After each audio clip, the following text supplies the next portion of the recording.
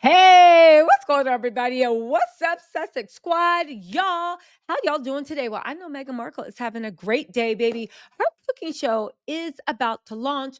If you know anything about cooking shows, the director that did Anthony Bourdain Parts Unknown is the director for her show. It is guaranteed to be a hit. So much so, they're starting to try a feud between her and King Charles. Talking about Meghan's upset and she's this close to picking up the phone and putting Charles in his place. Now, I know this is supposed to rally the troops on Twitter. The derangers is supposed to swarm around Meghan and her people and let her know, how dare you? To which I say, you cannot be serious. First of all, I know Charles thinks he is the king of the world, right? Him and all his PDF file friends. But at the end of the day, why would Meghan? Because here's the thing with the UK. Do they not have many lifestyle brands? Like in America, we are the land of lifestyle brands. We got Martha Stewart and Kmart. She has her own brand. Gwyneth Paltrow tried to jump in, but she couldn't make it happen. Jessica Alba, we are the land of lifestyle brands. Why would one person have to compete with another when at the end of the day, there's room for everybody? And as much as the UK doesn't want to admit it, and this is no shade to the UK tattletales, this is the UK that the royalists believe exists, right? As much as the royalists loving UK don't want it to admit it, Meghan is going to dominate the American market. Who cares if she can't get into the UK market? The UK has how many people? 60 million people. America has going on 400 million people. We spend more, we buy more, our ad dollars are more. Meghan can clean up in her home country, and nobody in the UK has to even look twice at her stuff, and she will be a billionaire. I don't understand what's clicking, or maybe that what is clicking. Second of all, and this is the part that really makes the royalists mad. Do they really think that King Charles and his Duchy of Cornwall and royal jams and soups and whatever, is that a competition in America? You might dominate at the local M&S and Tesco, but is anybody in America checking for your Duchy of Cornwall? Sorry guys, I genuinely want to know because it is very, very much confusing to me. Anyway, let's get into it. It's just confusing to me where they think it's like it reminds me of when they all voted for Brexit, even though it was the absolute worst thing for the UK. If you don't know how it's hurt the UK economy, and again, I'm not saying America's done very more things. I am saying that Brexit was a very wrong choice, right?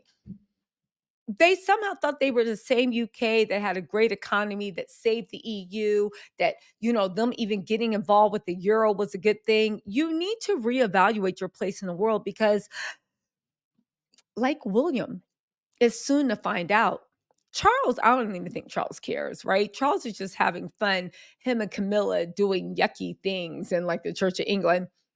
But when you think about it, Charles, at the end of the day, um, and William will find out soon, you're not as important as you think you are on a global scale. But I guess that's why William is getting so upset too, and Kate on a global scale. On top of that, um, who was it that sent this to me? Nikki Rayner, the usual suspects, Zandy Sussex. Oh, Vivica, what's that girl? Thank you for tagging me for Zandy Sussex tweet. She said, "Hey Tisa, FYI, lol." Zandy Sussex said, "Why are Willie and Lady Macbeth Kate applying to trademark their foundation's name in the US all of a sudden? I can see it was refused in March 2024, but this is indicative of their continued obsession with Harry and Meghan." Thank you, Nikki Rayner, for tagging me in this. Also, I will say this, right?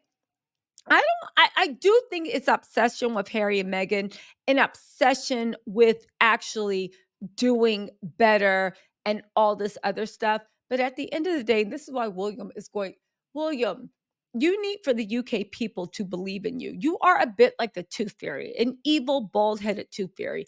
You need the people to believe in you. Okay? You want American popularity, but Americans don't read the mail online as a whole. We don't read the Express. The advertising dollars that they make off of you is in the UK. You want to do something good, which is start your foundation in America so you can compete with Harry and Meghan. The only thing is, and this is why you guys let them come.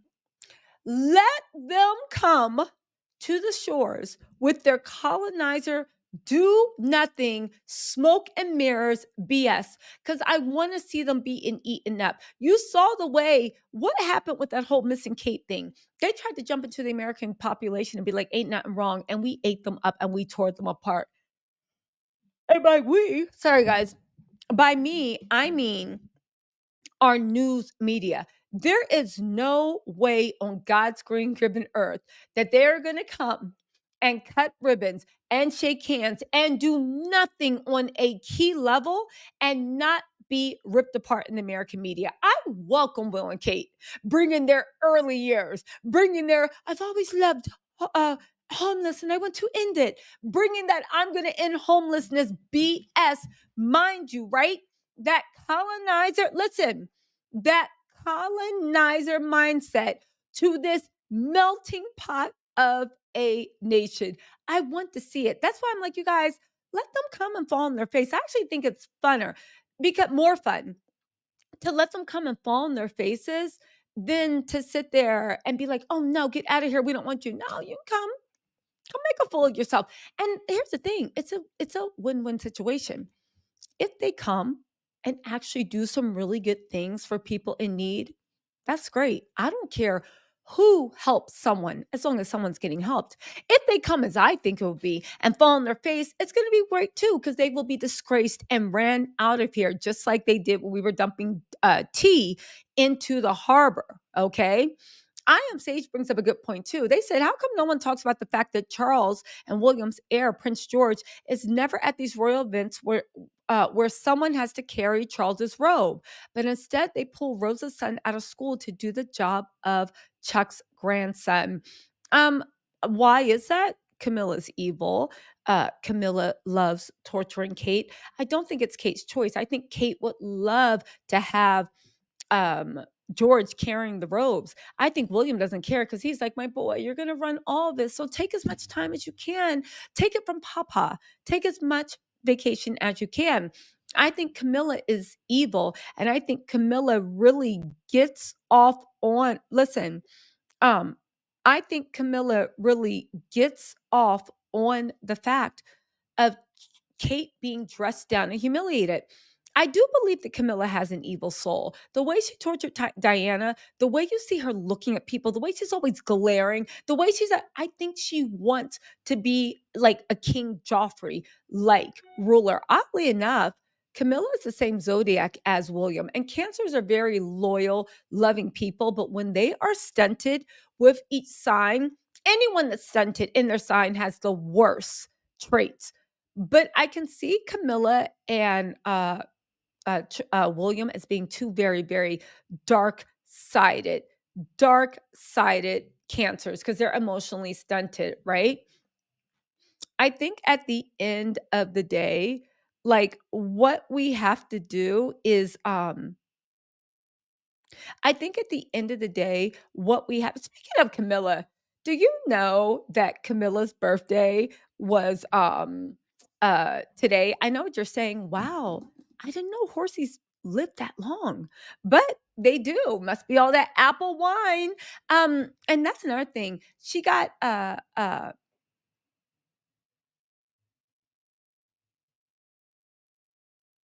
oh, that's another thing. I will say she had a little tribute to her birthday, but they literally clowned her and read her.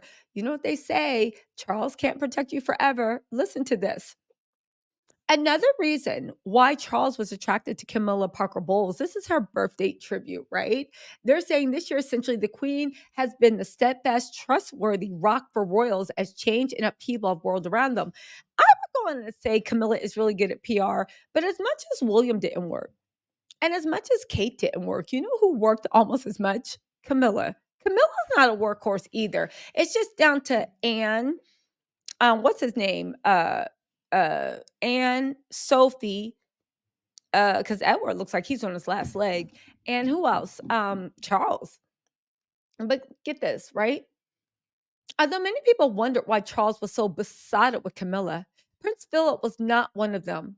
He said he fully understood why her earthy sexiness had attracted his eldest son, even though she could never compete with Diana in the glamour stakes. Now, here's the thing: I speak what is unsaid. Earthy sexiness. That means that you literally acted like a $2 ho ho ho and was willing to do anything. Earthy sexiness, you ain't care. And Charles said in the middle of a ball, put one leg up, put your hooves on the glass. She would do it. Again, her earthy sexiness. Okay, but get into this. Also, isn't it weird that your father is remarking about how much your side chick had an earthy sexiness to her? But yet, when Meghan would even show up, even looking pretty, just because she looked alluring, they called her every ho ho ho in the book. Find that they hate you because they ain't you. Anyway, another of the reasons why Charles was attracted to Camilla Parker Bowles, this is the most insulting thing, as she was still called by many people even after she married into the royal family, was that she was prepared to appear to take second place to him at all times. This was unlike Diana, who eclipsed every other royal from the moment she appeared on the scene. Charles hated competition from men or women. And Camilla realized right from the start that if their relationship was going to work, she'd have to play second fiddle to him, or at least appear to do so. You guys, let me tell you something.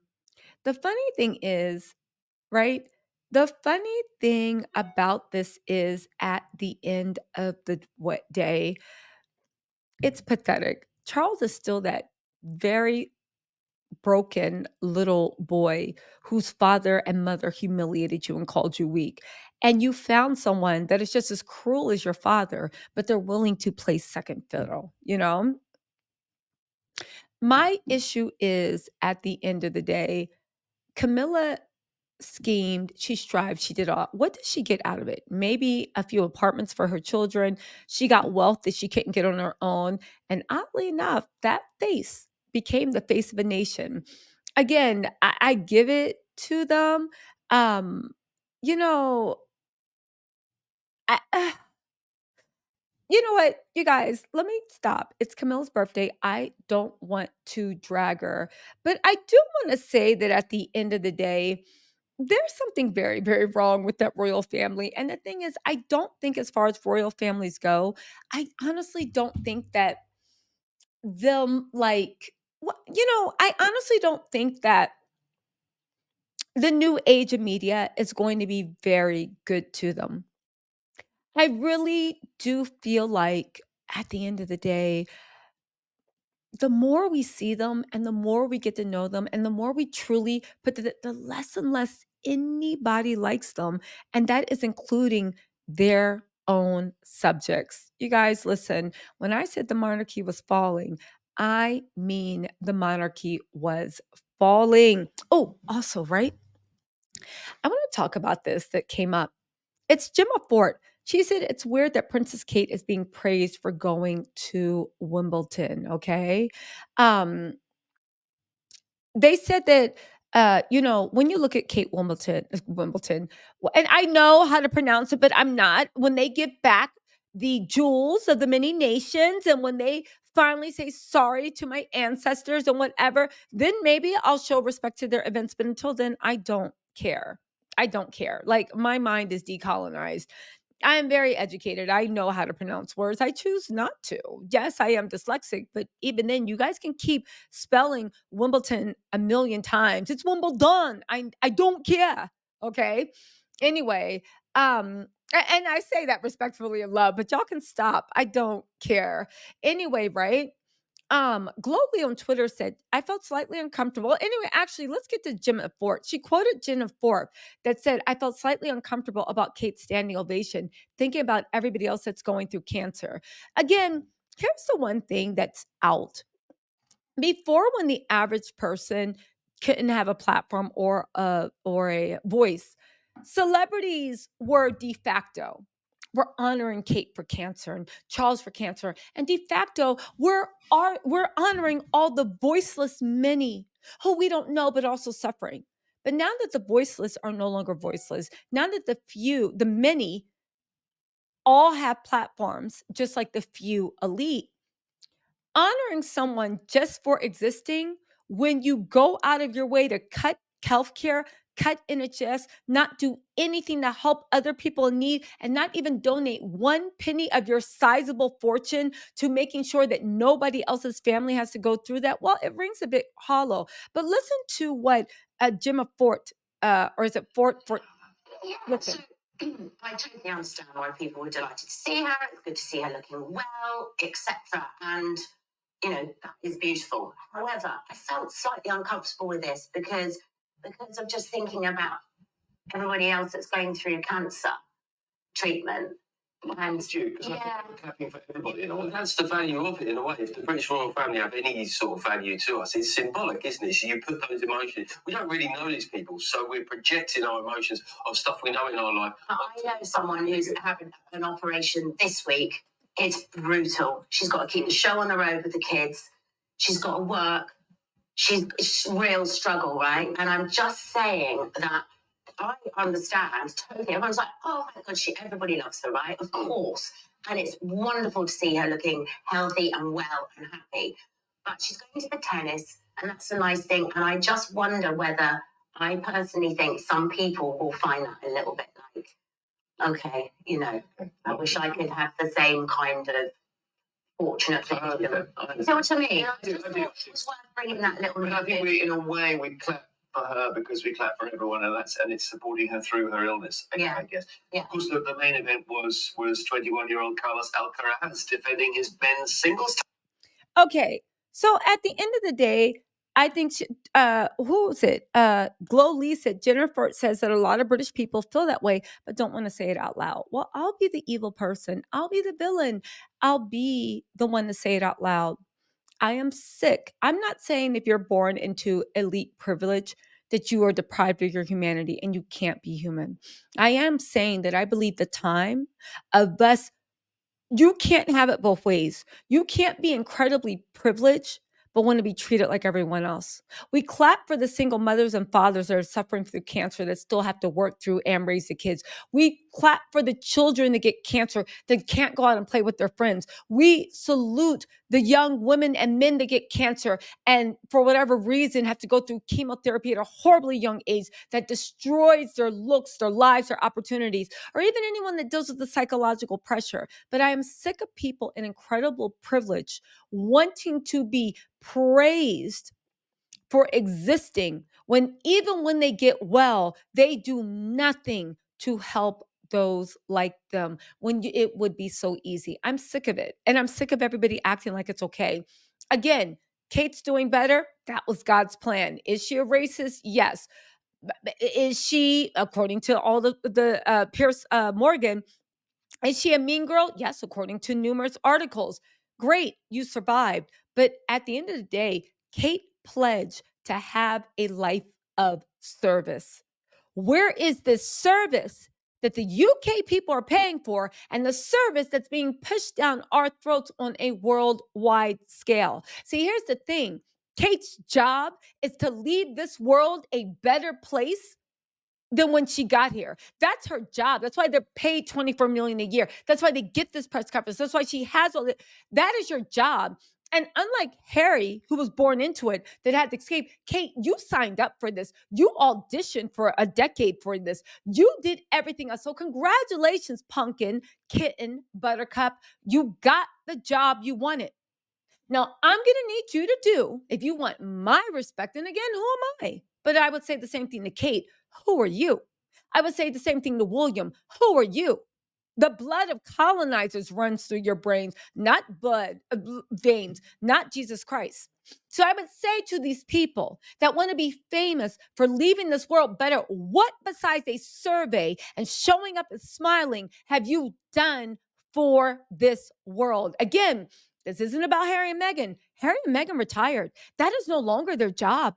They're no longer getting paid for it. They stepped away from that life, and that is their choice. But Kate, who wants to be made into a saint and at the same time coddled like a baby, when are you actually going to clock in and go to work? My guess is never. Just like William, just like Camilla, and just like all of the others. But listen, that's my opinion. Let me know what you think. I'll talk to y'all later. Bye.